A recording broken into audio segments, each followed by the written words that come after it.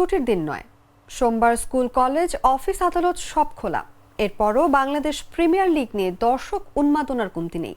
মিরপুর শেরে বাংলায় প্রথম ম্যাচে গ্যালারি ভরে গেছে দর্শকে। স্টেডিয়ামের গেটেও দর্শকদের উপচে পড়া ভিড় লক্ষ্য করা গেছে। দর্শকদের চাপ এত বেশি ছিল, খেলা শুরুর 2 ঘন্টা আগেই হোম অফ ক্রিকেটের মূল প্রবেশদ্বার 2 নম্বর গেটের বাইরে টিকিট না পাওয়া দর্শকদের উন্মত্ত আচরণে চরম বিশৃঙ্খল অবস্থা তৈরি হয়। টিকিট না পেয়ে 2 নম্বর গেট দিয়ে মূল গেটে প্রবেশ করার চেষ্টা করেন দর্শকরা।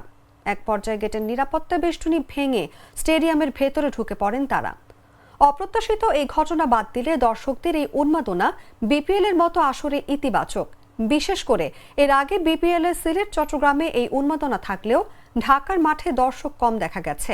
এবারের শুরুতে বেশ দর্শক দেখা গেল। 1.5 মাসব্যাপী বিপিএল এর একাদশ আসর 30 ডিসেম্বর শুরু হয়ে চলবে 7 ফেব্রুয়ারি পর্যন্ত।